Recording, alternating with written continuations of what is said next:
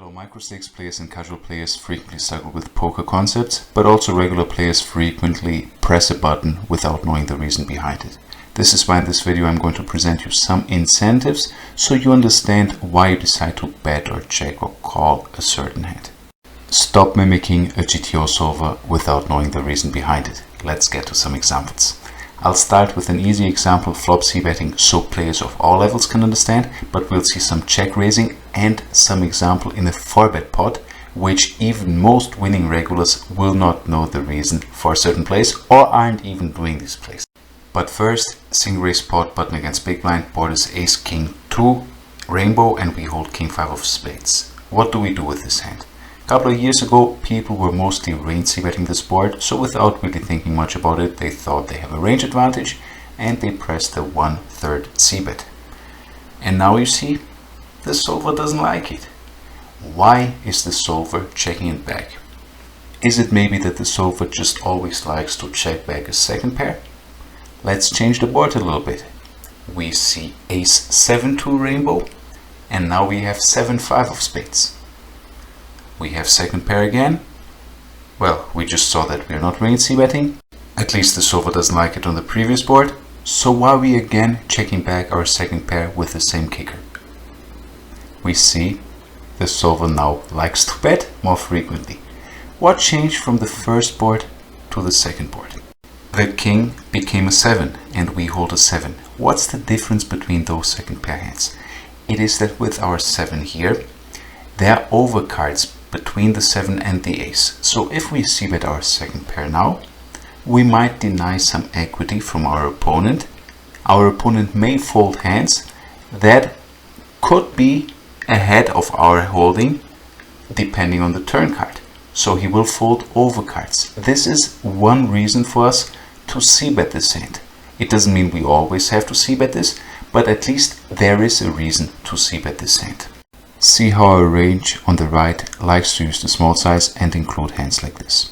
On the other hand, on this board, if you keep looking on the right, you see that our range is checking back more, 63% of the time, and when betting is using an overbet size. Why are we using an overbet size? Because we have the nut advantage. Nut advantage means the strongest hands, we have more of them in our range than our opponents. And with this nut advantage, we can start betting very big, and given our opponent doesn't have nutted hands, he is forced to call down. But here you see closer to the range, we do not use second pair much. Why are we not using second pair, like our king 5? Is our hand really that strong to start betting very large? On the other hand, why not use a smaller bet size for king 5? What do we gain by c-betting from king 5? Not much. For example, on this board, if our opponent, instead of folding, keeps his 9 jack in his range, we don't mind if the turn is a 9 or a jack and they hit a pair. On the other hand, on the ace 7-2, if we have a 7 check back and the turn is a 9 or a jack and they hit their pair, we do not like it. Let's see if you understood the concept and can apply it to different spots. Now we are on the big blind facing a 1/3 c-bet from the button in a single raise pot, and the board is the same, ace 7-2, but we hold top pair weak kicker with our ace 6 of hearts here. What do we do facing the 1/3 c-bet? Do we just call, or could we find a raise with our top pair weak kicker? You are probably thinking, our hand is okay, we cannot fold, we have to continue, but it's just a top pair weak kicker, there's no way it's strong enough to raise, so you just call. And you see that the call is fine here, perfect. Well done. But what now? I just changed the board to 8-7-2, and now instead of ace-6 of hearts, we have 8-6 of hearts. So again, top pair, kicker is the 6, facing 1/3 c-bet. We have top pair, weak kicker. What are we doing? You think we have a top pair, we have a weak kicker, we of course have to call, but our hand is just not strong enough to raise, and therefore you just call. Oops, you could have raised.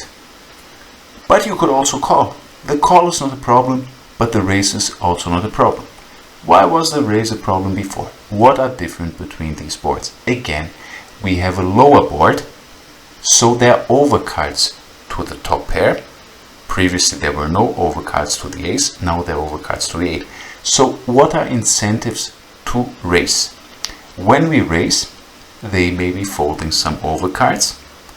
Therefore, they are going to fold hands that have equity against our hand.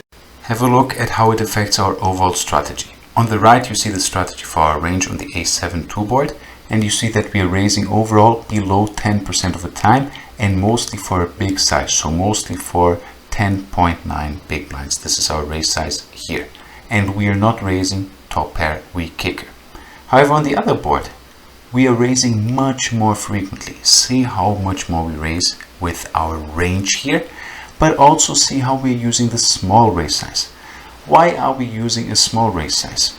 Given we have incentives to raise our top pair here, differently to the previous board, we are also including hands that are not as strong. We are not as polarized. We are also raising some top pair weaker kicker. Therefore, since we are overall raising more top pairs, we have more hands that we are wanting to raise. Our overall range frequency will be higher, but we also use the smaller size. Now, why is our hand mixed? Why does our hand have two options according to the solver? Call and raise, and is it not just always raising to deny opponent's equity? Because there are also incentives to call.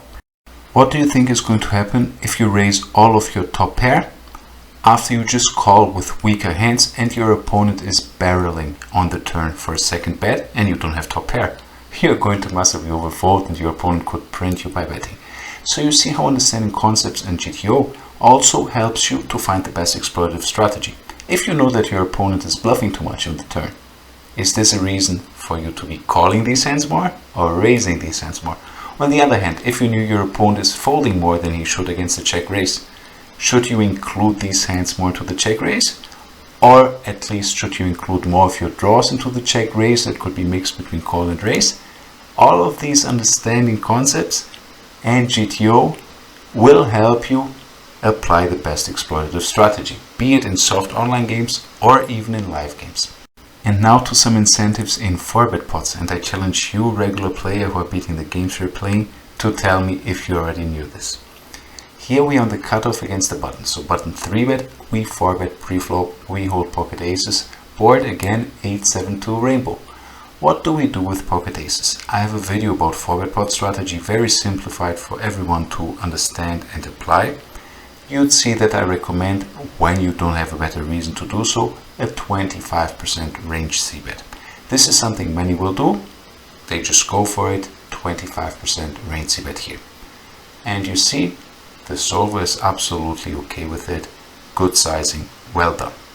The 50% size would have been possible too, but less frequently with pocket aces. If you look at the overall range on the right, 50% c-bet size, 25% c-bet size on this board, I used both at the same frequency, roughly. Now let's keep the same board, 8-7-2, but look at new positions.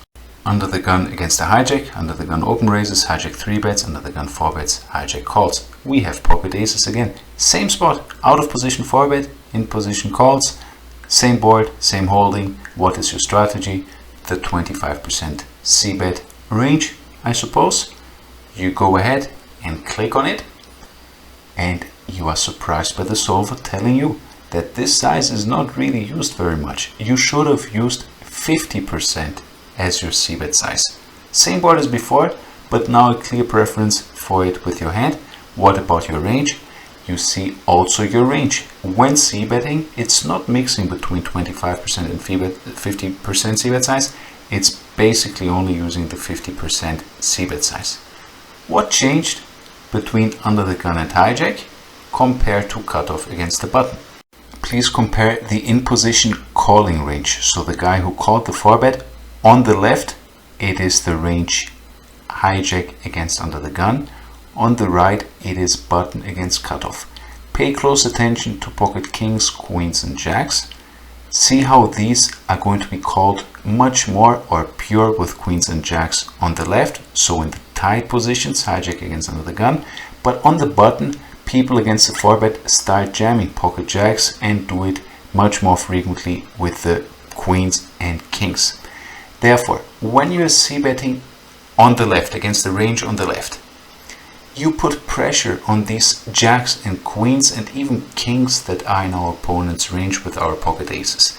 We bet 50%. What are they going to do? They're going to call with this hands. On the other side, if you look at the range on the right, these hands against the 50% c-bet size, they don't exist as much. So we have less hands to get called from for the 50% size. Keep a look at the second kind of hands, King Jack suited, King 10 suited, Queen Jack suited. Those are on the range on the right, but not on the left. Those against the 25% c-bet size should be calling. And you want to do so when you have pocket aces. You want them to call or even bluff raise or do stupid things. You want to keep them in. So a small size is recommended. And you also have exploitative incentives. If you know that your opponent's ranges deviate, how are they reacting to different bet sizes, you will find the optimal size by understanding the concept. So study incentives, study the reasons for your plays as theoretical concepts to then be able to apply them to your game. As well as you should be contacting me as you have the incentives to do so, as I will be able to offer you the best rakeback deals on any side or coaching if you're interested. Thanks for watching and see you in the next one.